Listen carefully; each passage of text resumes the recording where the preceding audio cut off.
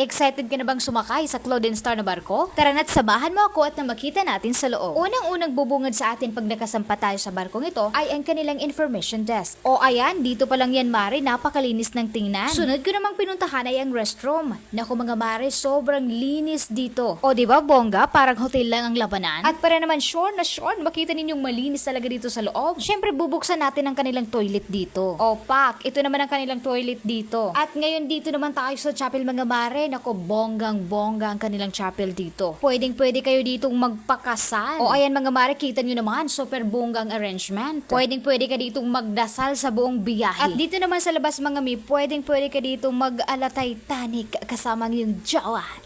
At alam mo ba Mari na ditong spot napakagandang mag-picture-picture lalong-lalo na kapag araw? Hindi ko nga lang nakuhanin ng magandang video this time kasi gabi na. Pero bonggang-bongga kapag araw dito mga me. Pwedeng-pwede ka ditong mag-TikTok. At syempre mag-selfie-selfie na din. O siya mga Mari, dadalhin ko naman kayo dito sa kantin. Tingnan nyo naman, ang linis-linis din po dito sa loob. Huwag nyo na lang pansinin yung nakalagay dyan na pinagkainan kasi katatapos lang namin kumain. Anyways, mayroon nga po palang TV dito sa loob kaya pwedeng-pwede kang manood ng TV habang ikaw ay kumakain. O pak, medyo busog na tayo sa mga oras na yan mga Mare. Pagkatapos naman dito mga may punta naman tayo dito sa may mga tulugan. O ayan mga Mare, kita nyo naman. Hindi ka lang dito nakaupo habang bumibiyahe. Dito sa MV Clothing, pwedeng-pwede ka ditong mahiga habang bumibiyahe. At paniguradong komportable ka ditong makakatulog. At kung sakasakaling maglubat ka mga me, abay pwedeng-pwede ka ditong mag-charge ng walang bayad. At alam nyo ba mga me na meron sila ditong tinatawag na unique room? Special room po ito para sa mga ngailangan ng agarang medikal na atensyon. Meron po sila ditong nurse na mag-aasikaso sa inyo habang kayo ay nasa biyahe. So dito po sila lahat dadalhin at paniguradong safe po sila dito. At kung makikita nyo naman mga me na naka-aircon pa yan. At syempre malinis din ang kanilang CR dito. At ang lahat din ng kanilang mga higaan dito ay merong tagi-isang life vest. Kaya naman paniguradong safe ka dito. Kaya naman kung ikaw ay nasa Eastern Visayas at nagpaplanong pumunta ng Cebu, dito ka na po sumakay sa Cloud & Star na barko. Kaya naman mga Mare, ano pang hinihintay nyo? I-grab nyo na po ang kanilang promo hanggang sa December 31 ngayong taon. Ang ticket po ng biyaheng na Tacloban to Cebu vice versa ay mabibili ng 660 pesos at meron din pong 888 pesos. Ang biyahe naman po ng Cebu to Tacloban ay sa tuwing alas 8 ng umaga every Sunday, Tuesday, and Friday. At ang Tacloban to Cebu every 2:30 p.m. sa araw ng Sabado, Lunes at Merkulis. Nako me, wag na wag mong kakalimutan kung anong araw lamang may biyahe dahil hindi po araw-araw bibiyahe ang Cloud & Star. Alright mga me, dito lang po muna for today's video. Ito po si Ate Imer. Wag na wag niyo pong kakalimutang i-like at i-follow ang aking Facebook page.